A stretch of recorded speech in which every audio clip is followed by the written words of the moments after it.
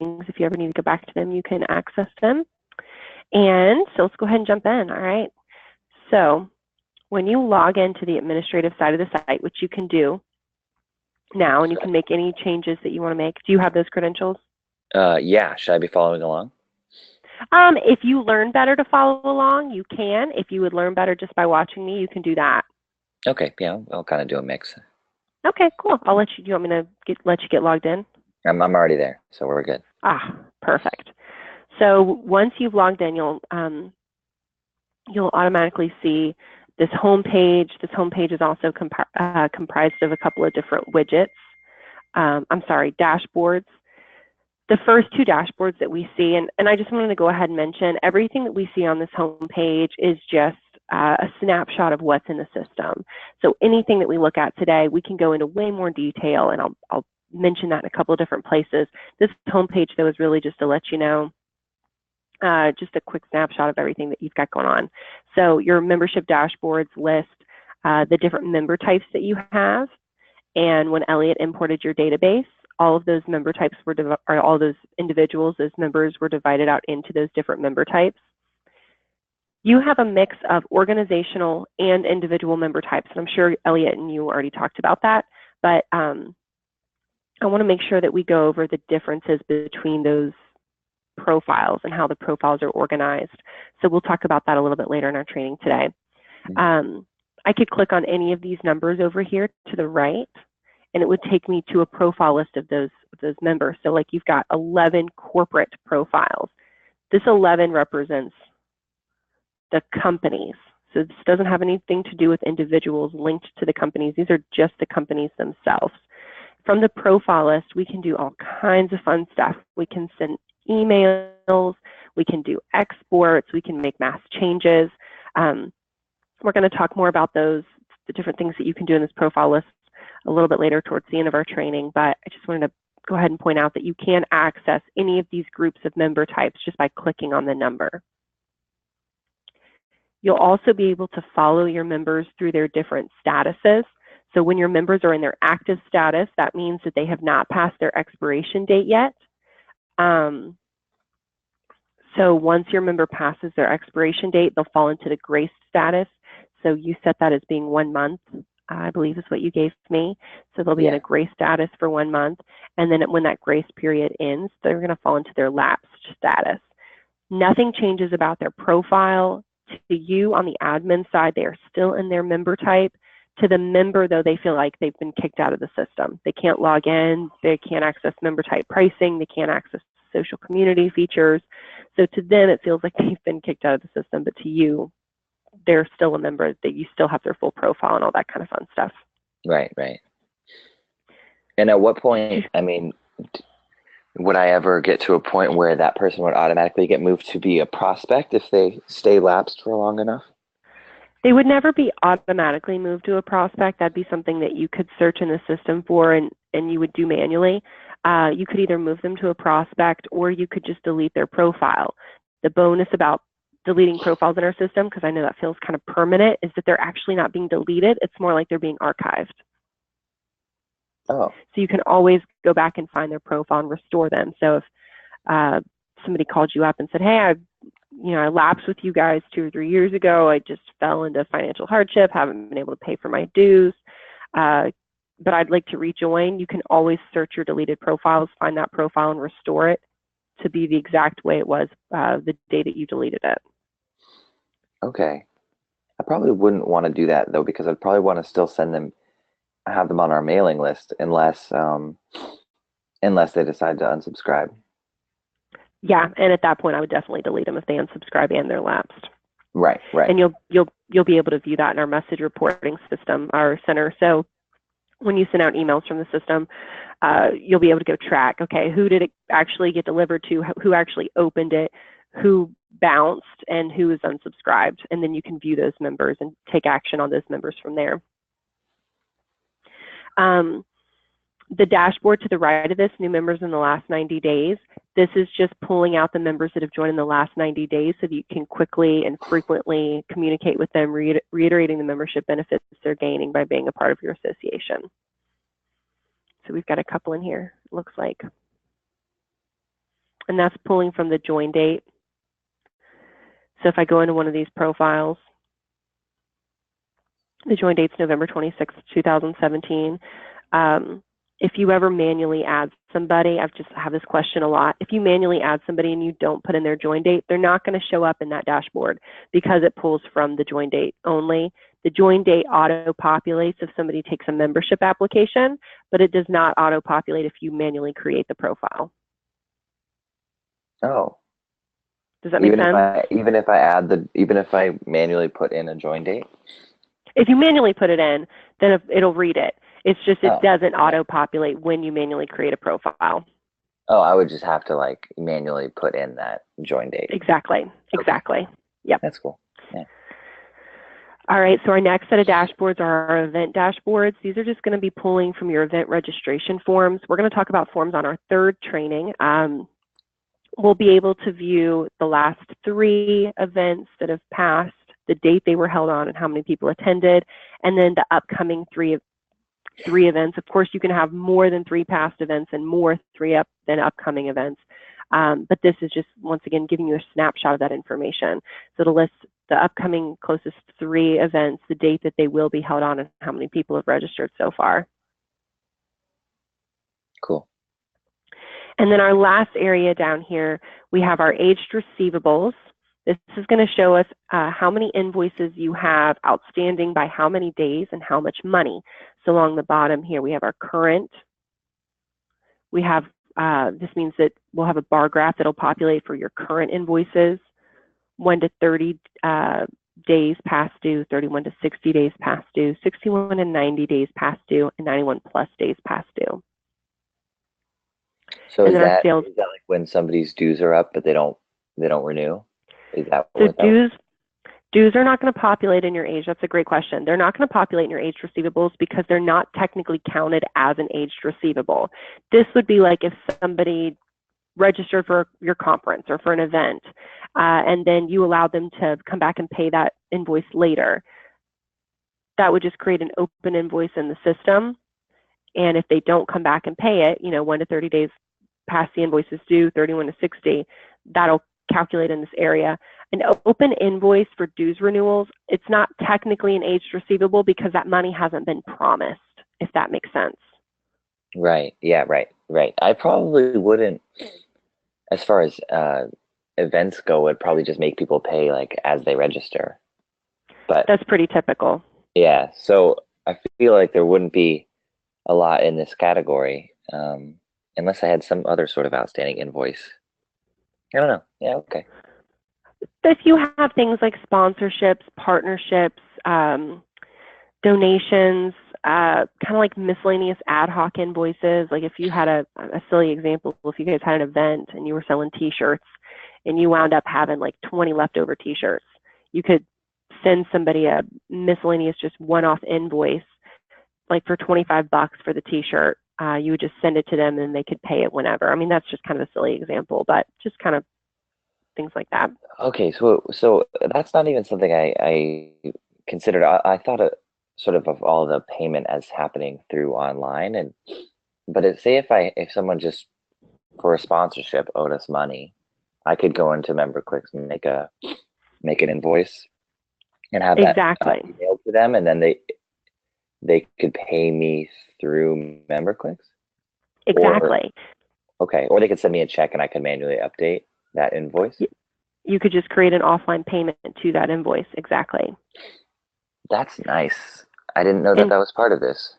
Yeah. In fact, I would say a best practice is keeping all of your income in MemberClicks just for consistency. You don't want to have some invoices in MemberClicks, some just in QuickBooks. I mean, you could do that, but for consistency, I would always kind of keep it the same.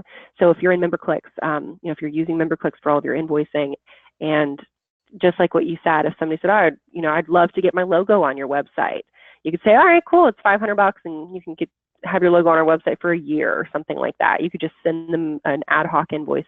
We'll talk about ad hoc invoices in a minute in more detail, but you could just send them a one-off ad hoc invoice for $500 and they'd be able to pay it. So yeah, you could do all that kind of stuff. And then I up in assume here. you can go up to like the financial tab and then kind of look at a list of all your invoices that you've created and stuff like that. Exactly, and we're going to do that today as well. Yep. Cool. Cool. I'll let you keep going then. The last piece that we have is our sales over time. And this is just another financial dashboard. This will show you how much money you've brought in per month per revenue account. I think you sent me your revenue accounts, and I have not put those in yet. But so I still owe putting you these revenue accounts in. But Yeah, you'll be able to still. yeah, I think I sent our accountant sent me an Excel of all our revenue accounts, or I think she called them income accounts, but I think they're the same thing, right? Income accounts, yeah, that's perfect because technically your revenue accounts could have expense accounts and income, and I only need and I have them. I was looking for them in the account settings document, but then I just realized that you sent them in a separate doc, and I have them. Yeah, Perfect. it's like a separate Excel. Yeah. Okay, cool. Mm-hmm. No rush, but I'm glad you got it. Yeah, perfect. Yeah, I'll get those in. So we'll be able to see all of your revenue accounts in this area. You can select a specific revenue account, apply that filter, and see kind of how much money was brought in for that revenue account. Now, since you're on a date-based expiration date for your members, member dues will always kind of look the same. It'll always spike around December 31st, end of the year, beginning of the year, and then hopefully it just falls off. Hopefully everybody pays during that time. But all of your other revenue accounts, events, if you have a huge conference, you'll be able to see where the majority of that money is coming in, or when the majority of the money is coming in. There may be a miscommunication there. I want it to be just everybody's dues are a year from the day that they sign up. Oh, it's anniversary date based? Yeah, it should be. Awesome. We'll check the system. I might have just misspoke, but I'm going to make a little note of that to make sure it's set up that way. There was one question on one of the documents that was kind of a little bit confusing as far as the wording of that goes. It was like, what's your membership year? And then but then it said this is different from your dues renewal or something. It was a little bit of a confusing question. So that might have been the one that I answered incorrectly that made you think that. I don't know.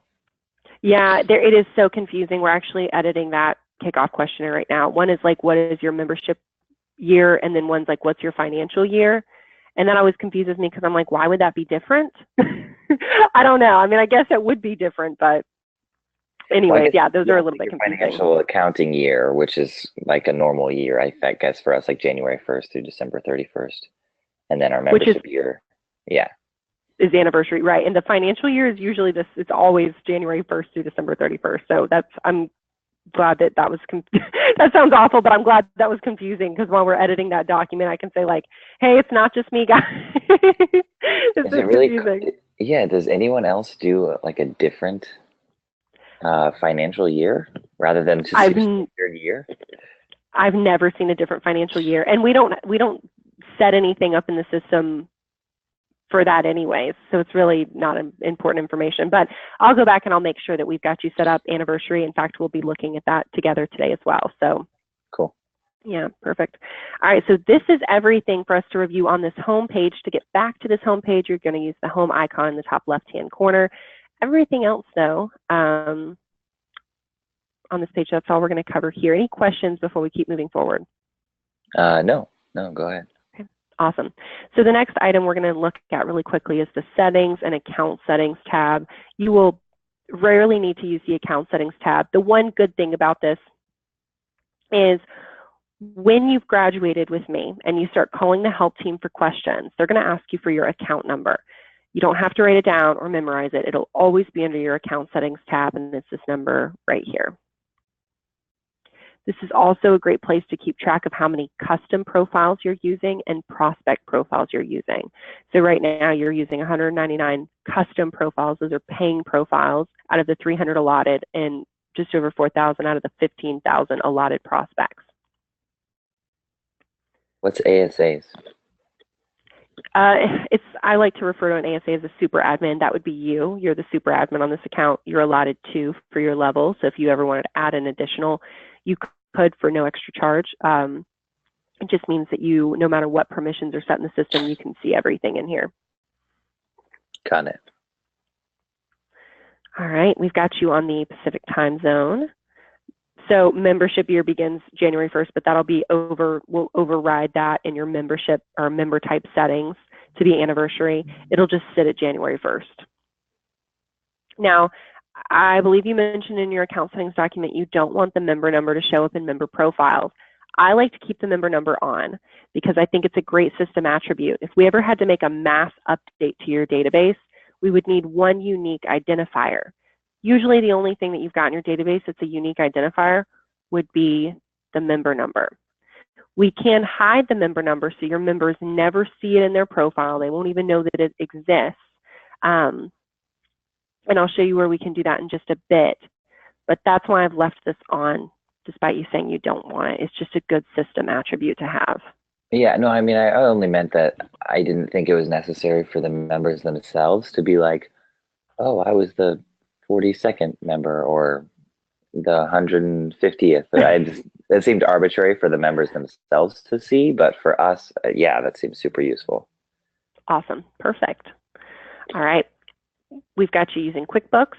I added your notifications email, so any message that you send from MemberClicks, your members may want to respond to that email, and obviously if they respond to MemberClicks, it's not going to come back to us.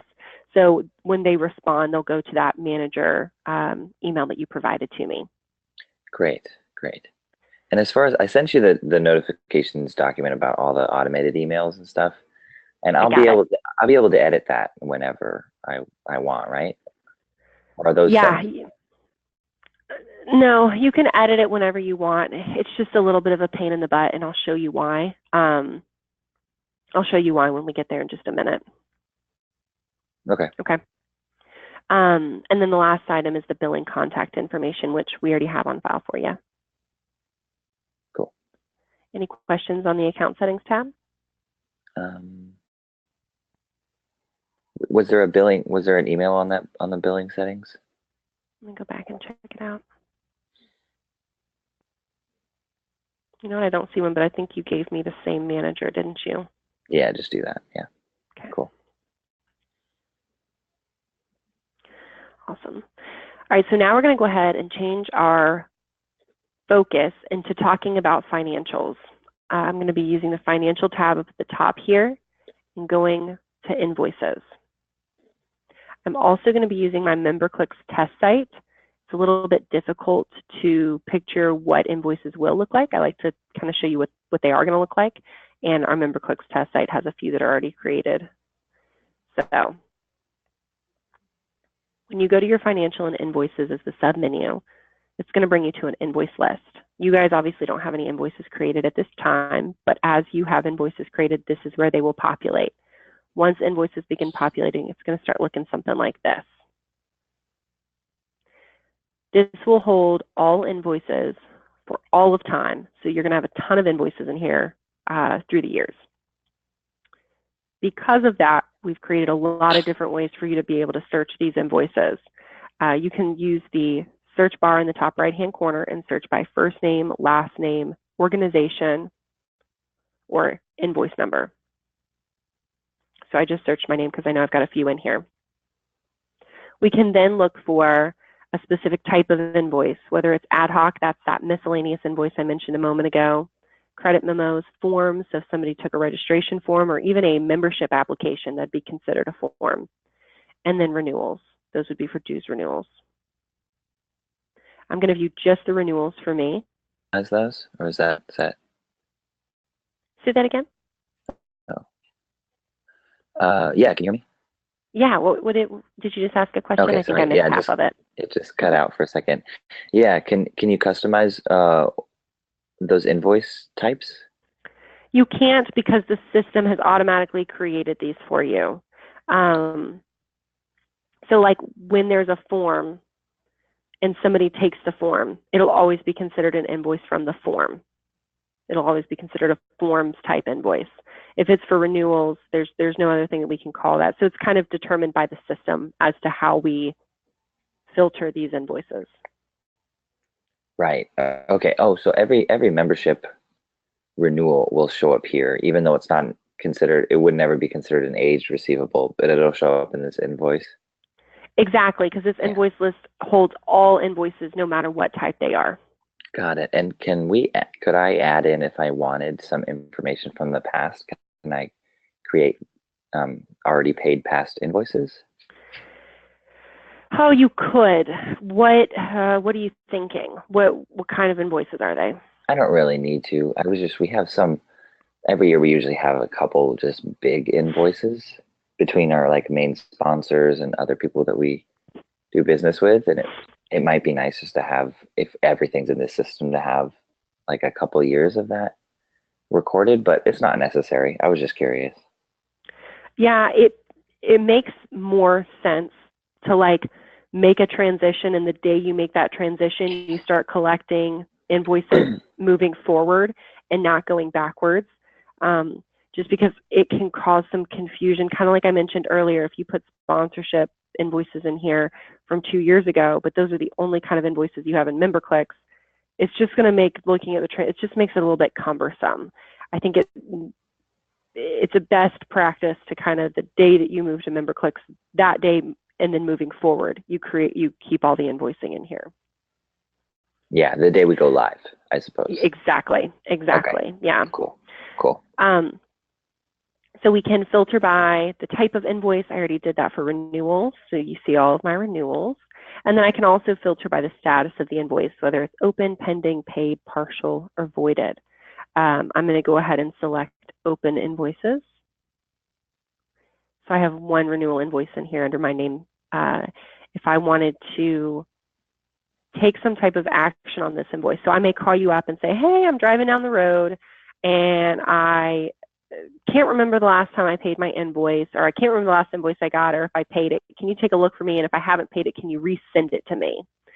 You could come right in here, find that invoice, tag that invoice. We have an actions drop down that's available. That actions drop down will let you email that tagged invoice. It will bring in whatever email address I had in my profile, but you could change that or add additional email recipients in here if you wanted. This will be really helpful for your companies. Sometimes you may have the invoice going to a specific person, and then the company may give you a call and say, hey, actually, I need this invoice sent to me and a financial rep. And you could just put an additional email address in here. You also have the ability to create PDFs for tagged invoices. That'll allow you to print them off. I have a lot of associations that if you happen to be moving from paper to online, your members may be used to receiving paper invoices, so they'll send out all of them through email, give everybody about a month to pay them, and then go in here, search for all their open renewal invoices and print them off and just send them through the mail. It's just something that I've seen a lot of, just to make sure they're covering all their bases. What's the difference between open and pending? Is pending past due? No, pending is not past due. I've only seen the status of pending pop up a few times. Like, I don't know what constitutes. If somebody made a credit card payment, sometimes it'll go to pending. Usually it'll go directly through. I think that credit card, the only difference is if you manually put in somebody's credit card information, it's pending, meaning it still needs to run. So you can apply somebody's credit card information for them on the back end. If they do it on the front end, it just runs right through. I think that's the difference. I'll double check on that, and I'll let you know. But I think that makes sense. Yeah. It means that they've already like made the action to pay, but the payment hasn't processed yet. Exactly. Yeah. Okay, cool. Yeah, so if we wanted to take a look at our invoice, we could just select the invoice number. And I do want to make mention, this seems silly, but you can click on any of these column headers and it'll either put them in alphabetical order or put them in the reverse. And it can do that for dates. It can do that for first name, last name. You can click on any of these column headers. It's almost like you're in a sort in Excel, if you use Excel a lot. So I just wanted to mention that. Cool. I'm going to go ahead and, I'm going to go ahead and click that invoice number. So this is exactly what your invoices are going to look like. Of course, it'll be your logo in the top right-hand corner and your association information up here in the top left-hand corner. Great. It'll always, the description for renewals will always follow the same format. Membership renewal, their member type, and then their next expiration date. There is a note field on your invoices. I'm going to show you where you can add these notes in. These are external, meaning these are notes for your members. I oftentimes see like remit payment to information here. At the bottom, we have an area where you can add internal invoices, or I'm sorry, internal comments. So if you voided this invoice, if you're like me, and I would walk away and about 10 seconds later forget why I voided it. So this is an area where you can say voided because member decided to leave association, and then you could put in the date if you wanted to, but it also is going to mark the date for you.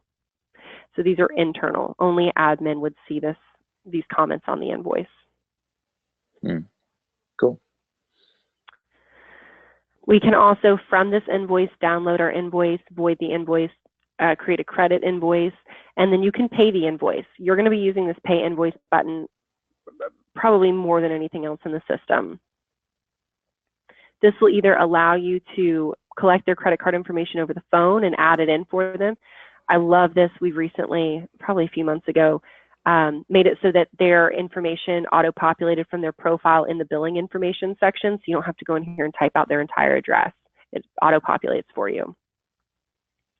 And then you can also create offline payments. So if somebody sent you a check, like what we mentioned a little bit ago, you could throw in a check payment, add a reference or check number, the date received, and then submit. At that time, the invoice will reflect as paid in the system. Okay, any questions on that process? What's the credit invoice? Credit would be, I'm trying to think of a real life example that I've had. So I've had some associations do that, and there's a lot of better ways to handle it, but let's say that you have a sponsorship and your sponsor goes in and registers for the event, and they were supposed to use a discount code to get a sponsorship discount, but they just didn't do it. You could go in there and give them a credit on their invoice for $200 because they're a sponsor. So you're basically just giving the money back. Got it. And you can do, yes. So that has nothing to do with credit cards. It's just like giving a credit to them. Exactly. And you can do like a percentage of the total. You couldn't tell the system like I need a 25% credit. You would have to calculate that with how much the invoice was for and put in the actual number amount. It doesn't have to be all of it. It could be like a partial. Exactly. Cool. Yeah, I see the sponsorship thing probably the most, but we can create discount codes, and if you give those discount codes to sponsors, then they can use the discount code at the end, kind of like a coupon, and it gives them a discount off their total. But there's always those people who are just not going to do that, or forget about it, or think, oh, I'm not going to worry about it, I'll just call them, or whatever it may be. All right, any other questions on our invoice? So most of these will just be made automatically as people pay for membership dues online, and as people buy event tickets. This stuff will just populate automatically. I won't have to do anything. Exactly. Okay, cool. And they'll pay online, and then they'll get an invoice automatically emailed to them. What a perfect question. So that's going to segue us into our next item, which is invoice templates. Before we jump here, I do want to mention, from somebody's invoice, you can go directly to their profile. I think that's really helpful because you may be like, did they already pay for this? Or who is this person? You can just click on view profile and it'll take you right into their profile. I'm going to go ahead and go back to the financial and invoices. So your question was about confirmation payment emails or payment confirmation emails. I'm going to use this invoice templates icon. I'm actually going to do this in your site. And this is going to bring us, we call these invoice templates. That's a little bit of a misleading name. They're really like invoice notifications. So let's say for all of your events, you make people pay at time of registration. So when they submit a form, they have to also apply payment. That's great. You don't need to remind them that they have an open invoice because they don't have an open invoice, but you do need to send them a payment confirmation email. The way that the system knows to do that and what email to send them is through our invoice templates.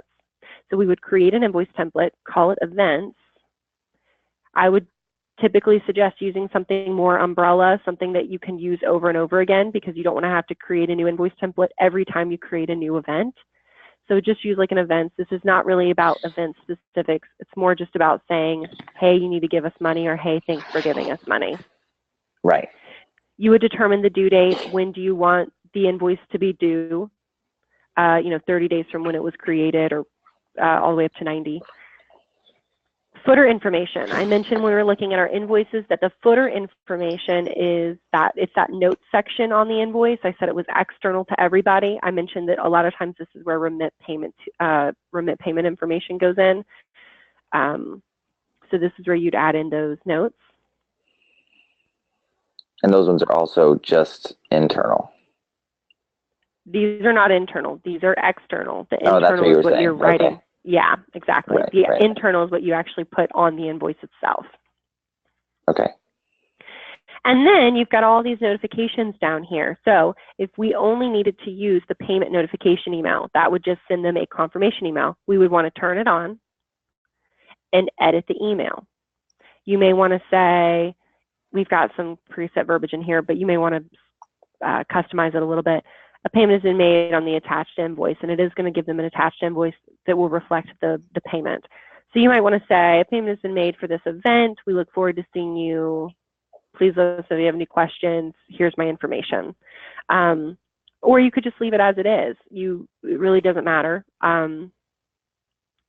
Yeah. So I got the idea of this. So I was wondering, if it's a membership renewal, would this act as my welcome email if someone is like a renewed member or first-time member?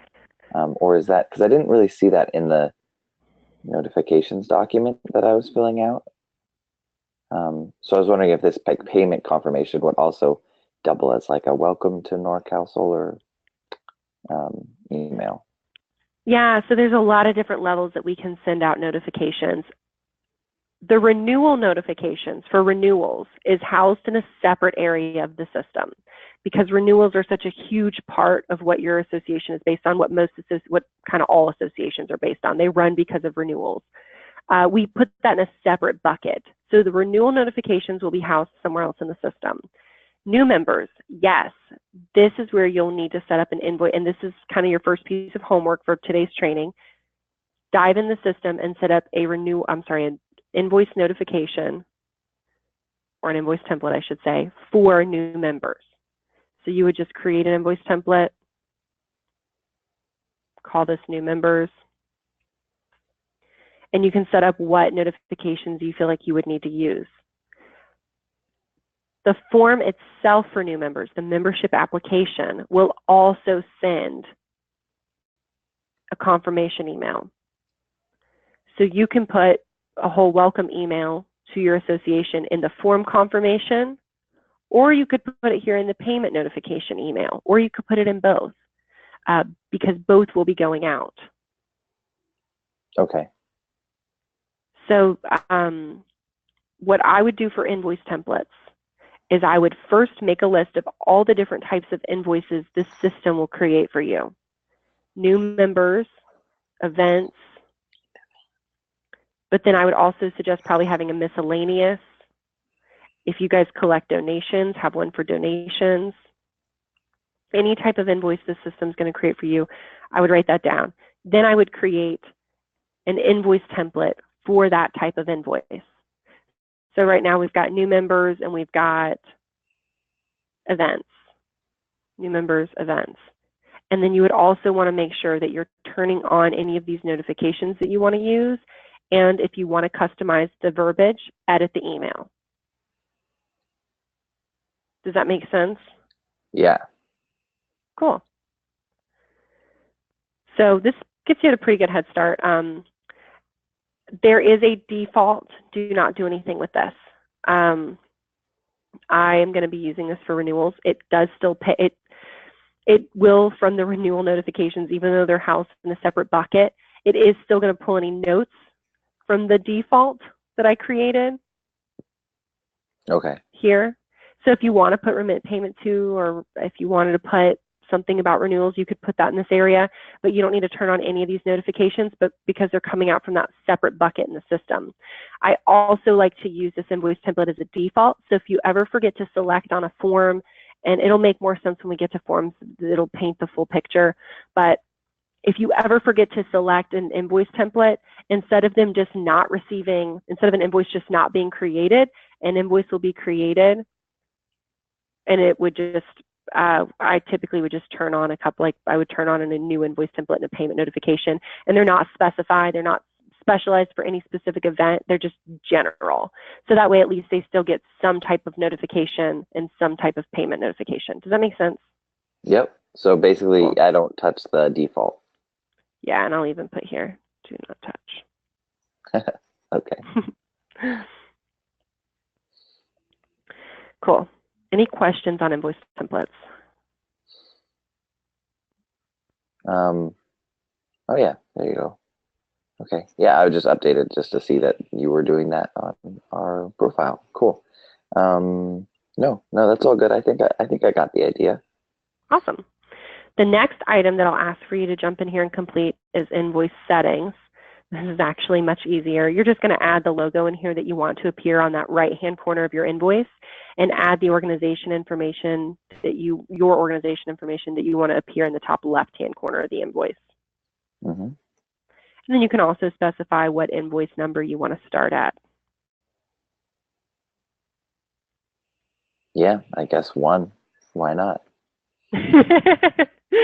We can do that. We can keep it at 1. Makes sense to me. All right. Any questions on those items? No. Okay. The next piece is, so these are the 2 items that I'm going to send you in a follow-up email for you to jump in here and complete. Revenue accounts, I'm going to build these for you. So if you ever needed to add an additional revenue account to this area, you would just select this big green button in the top left-hand corner that says Add New Revenue Account. You could put the account name. So I could do something like this. We could add a description, but it's not required. If it's for dues, we would turn on dues. If it's not for dues, we would leave it toggled off. And do you happen to know if you are on accrual or cash-based financial system? What's the difference? I actually don't know. Do you have a finance person? Yeah, we have an accountant. Ask your accountant if you guys are on cash or accrual, and they'll know. Okay. Is it different? Hard to explain? Well, I would probably butcher it because I'm not awesome at accounting. So yeah, the difference is how you count your money. So when an invoice is, and I'm probably going to butcher this, but if you create an invoice, do you already count that, or do you wait until the invoice is actually paid? Something along those lines. I promise you, I took accounting lots of times. But yeah, so it really just has to do with how you, at what point do you count your money? Do you put it do you consider it as in your pocket, if that makes sense? Got it. So if you ask them, I'd say 99% of my associations are accrual, so we would leave that toggled off. But we have had some exceptions recently where they've been cash-based. If you guys are cash-based, that just means I'm going to toggle this on. If you're not cash-based, I'm just going to leave it toggled off. So is every invoice associated with a certain revenue account? It's not the invoice itself that's associated with the revenue account. It's the fields and forms that will be associated with revenue accounts. So we can add we'll add different fields to your form. So let's say you have an event and you have one field on your form that says, what days of our event will you be attending? Monday, Tuesday, Wednesday, Thursday, or Friday. Whatever they choose, that money, maybe we can tell that money to go in a specific revenue account. So this is going into an events bucket. But you may have another field on your form that is, how much would you like to donate to us?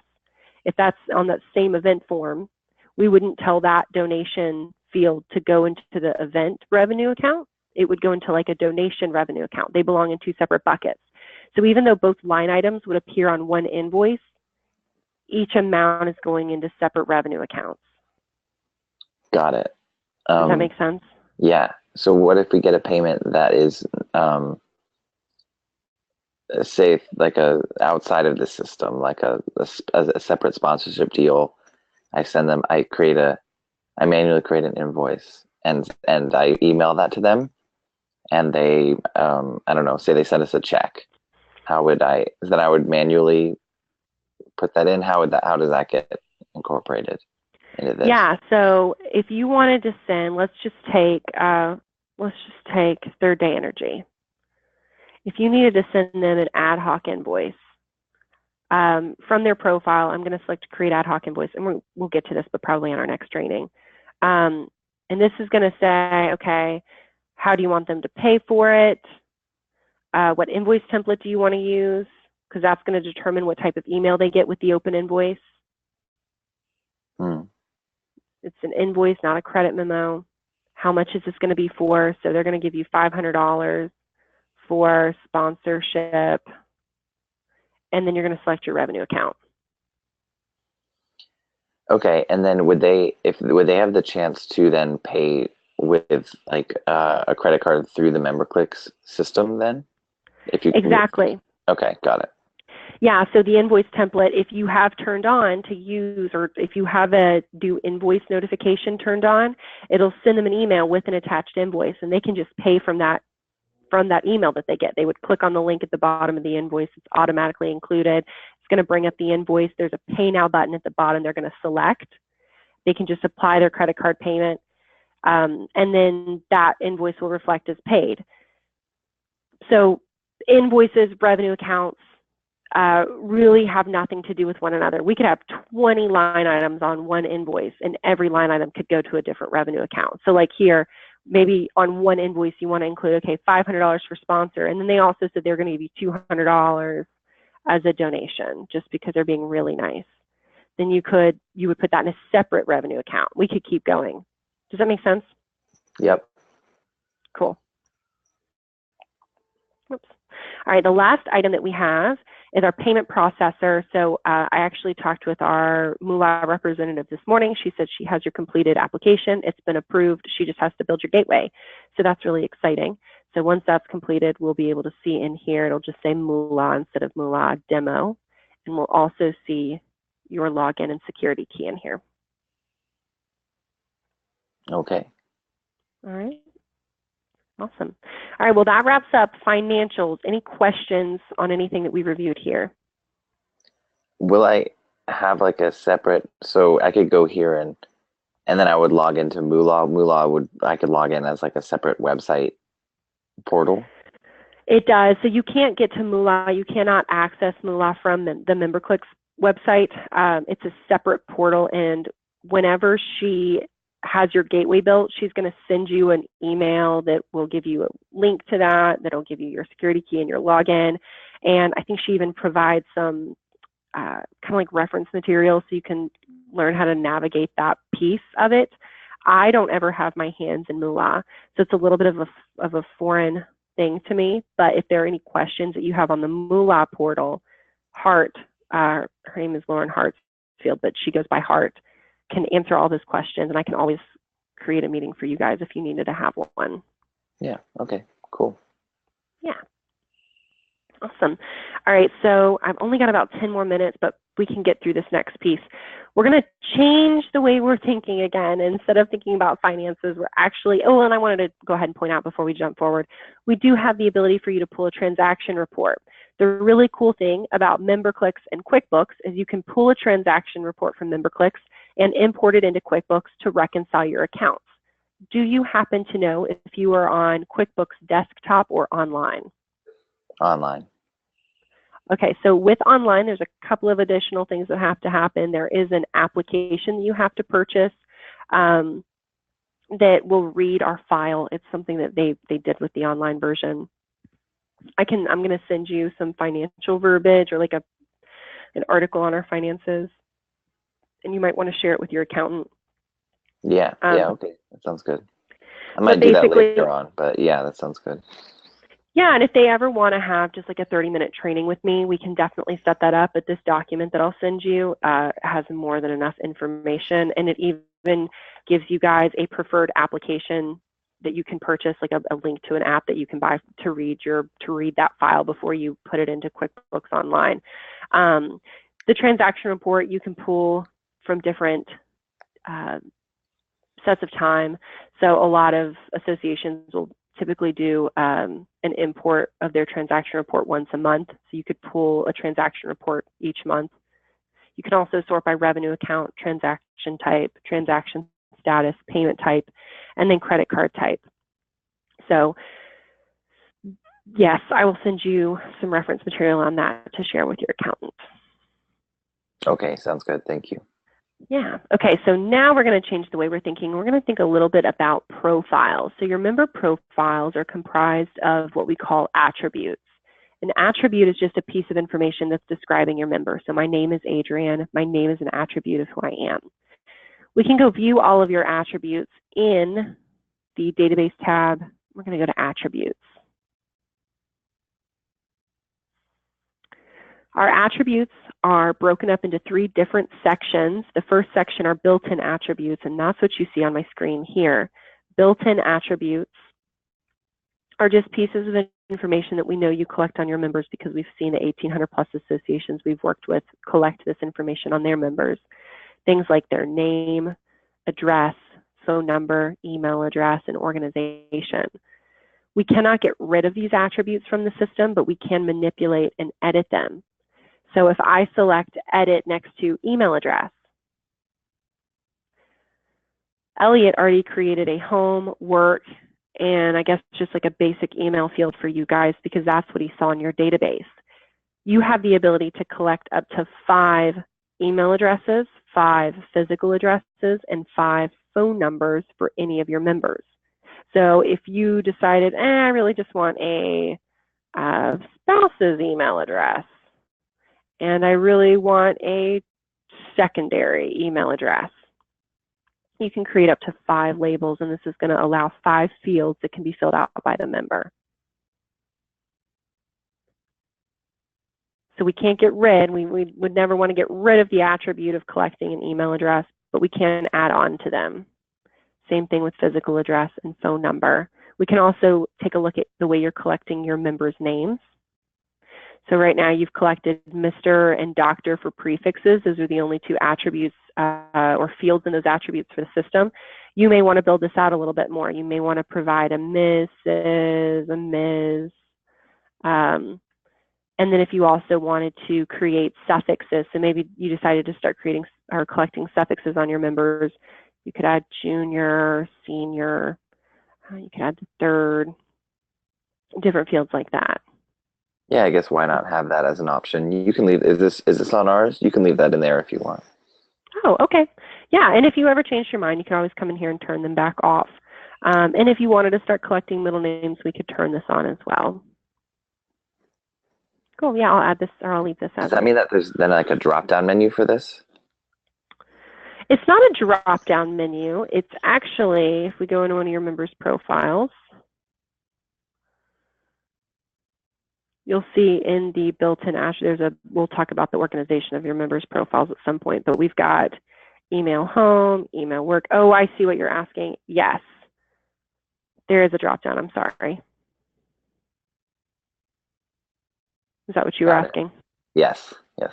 Same thing with suffixes. Cool. So that's why you may want to, we can continue to build these out. All right, let's go back to attributes. So those are built-in attributes. The next type of attribute that we're going to store in your system are called system attributes. A system attribute is just a piece of information that the system uses to track your members' membership period and how much they owe you in dues. So you'll see things like member type, member number, expiration date, join date, renewal date.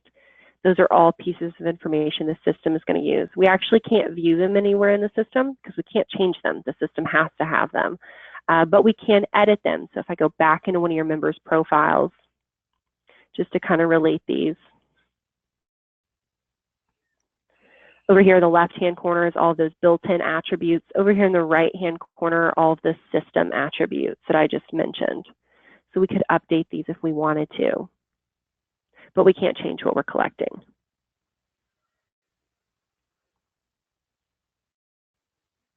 And then the very last item that we have, the third type of attribute that we collect on your members, they're called custom attributes. So you guys have a good many of these already. A custom attribute is just a field that you had in your database that we wouldn't have known you wanted to collect on your members. So we created custom fields for you to hold that information. You could continue to create more more custom attributes. So as time goes on, you may go, oh, I really wanted to collect birth date on my members. You could easily add a new custom attribute in here to start collecting that. Built-in and custom attributes will be used on forms. So if you decided to start collecting, if you wanted to ask the question of a member's birth date on your form, you would first want to create the custom attribute and then we would add it to the form. The reason why is because built-in and custom attributes will grab information from your forms and store it in your members' profiles. It'll also do the vice versa of that, where it will grab the information from the member's profile and auto-populate it on the form. I just gave you a lot of information. Does that make sense? Yeah, no, it definitely does. And my question is, we don't want to make the forms too long for people. So what if there was something like, I don't know, something that we would just want to update maybe manually ourselves and not include on the form? How would we be able to designate, like, please don't include this custom attribute on the form? Well, we'll be building the forms, or I will be building the forms. It's not your member. So if you wanted to keep your form short, I see what you're asking. I'm just asking if it automatically includes all custom attributes on the form, or if you can choose. And it seems like you can choose. Exactly. It will not automatically include any fields on the form. You can pick and choose what you want to ask. If you wanted to collect information in somebody's profile and you wanted it to be available, you would have to create the custom attribute to include it on the form. It would never be automatically included on the form. Okay, cool. This will make a whole lot more sense too when we get to the forms training. Each of the trainings that we go through is going to be kind of painting a picture, and at the end you'll be like, oh, that's what we were painting this whole time. But it takes a little bit of time to get there. Cool. I want to try to get through this really quickly. The last two homework items from today's training are going to be profile owner attribute security and attribute security. Profile owner attribute security is what your members can update in their own profiles. So your members will be able to log into the system, see their profile, and update their own information without having to contact you at all, which usually people are really excited about. But you don't want them to be able to just update all of these attributes. So what I ask for you to do is dive in here and determine what can, as a corporate member, what can they edit? What do I want to allow them to edit in their profile? You may want them to be able to edit anything. You may go, I really don't care. But, and you'll notice a lot of these are NA for corporate and small business. That's because these are that company member type. These are companies, and these attributes wouldn't apply to a company membership. I'll explain more about what that means on our next call. But if you see NA, just know it's because it doesn't apply to that member type. So you may want them to be able to update anything, but just keep in mind when you get to the very bottom down here, you have those system attributes. You definitely don't ever want anybody to be able to update their expiration date, but maybe they can see it. So you give them the little blue eyeball. If this, there's a legend over here on the left. So if you get kind of lost on what these different symbols mean, it'll let you know. Same thing with join date. And I'm just clicking and going through here. Last modified date, member status, member type. You may want them to be able, and then there's that member number that we can hide altogether. So I would ask that you dive in here and do this for each member type. I want to go ahead and mention two things. As an admin, you can edit anything. It really doesn't matter because you're an admin. Got it. Prospects don't have a profile that they'll be able to access, but this also has to do with data merge fields when you send out emails. So let's say you're emailing all your prospects and you say, dear data merge field for first name. If you didn't allow them to be able to see their first name, when they receive that email, it's going to say dear blank, which looks awful. So for prospects, I would suggest allowing them to view everything. That way you don't ever have to worry about using data merge fields in emails and something not populating. Sounds good. Okay. Are you going to leave that?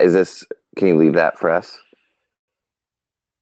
Or? Yeah, I'm just going to leave this as it is. Exactly. Great. Yep. Great. So you can kind of mimic it. I'm going to be just 2 minutes late to my next call, but the next piece to this is attribute security. This is what your members can do and see in other members' profiles. So as an admin, you can still edit whatever you want to edit in anybody's profile. But then you'll use your drop down and go to, for example, corporate rep. What is a corporate rep member allowed to see and do in corporate member profiles? Maybe they can see, but you wouldn't want them to probably see everything. So you're going to want to go through here and limit what they can see in each other's profiles. If you have a public-facing directory, you will want to set up prospect in public so that they can see the fields that you want them to see. If you will not have a public-facing directory, you can just leave these all as nope, can't see anything at all. Make sense? Yeah. I probably wouldn't include prospects in the directory. Is that what you're suggesting? It's not that they would be in the directory. It's what they could see on your members. So like maybe you have a directory where people can search your corporate members, and that's a benefit of your corporate members is that they're in a corporate member directory. Would you want the public to be able to come in and say, I'm looking for a company in proximity to this zip code? Does that may not apply to you at all? Some associations it applies to. Yeah. I had to go through this kind of fast. I'm going to send you this stuff and some helpful resources in my follow-up email. But if you get stuck and you're like, what the heck is she talking about? We can definitely revisit it on our next call. Okay? Yeah. No, let's wrap this up. So I already scheduled another call. I think it's like at the end of next week or something like that. So we got our next training set up. So I'll see you then. And maybe wait on actually putting in those notification documents. I filled that out with the idea that I could easily go in and change whatever I needed to on those emails, but it sounds like it's a little bit harder than that. So maybe I should spend more time to make sure that they're perfect. Yeah, go back through those. It's just time consuming is all, and I kind of do this first time for you, but it's just time consuming. I'll definitely make sure we review that on our next call. I'm sorry we didn't get to that today, but you had awesome questions and I'm really glad. And I am also really excited you went ahead and scheduled our next training. I would even maybe go ahead and for the next week schedule our third training, just because you see how my schedule this time of year is just crazy. Yep. So that way we can make sure we get time together. But other than that, I'm going to send you your follow-up email. If you have any questions over the next week, let me know. Otherwise, I'll talk to you next Thursday, and I hope you have a good weekend. All right. Great. Sounds good. Yeah, have a good day. Talk to you soon. All right, thanks. Bye. All right, bye.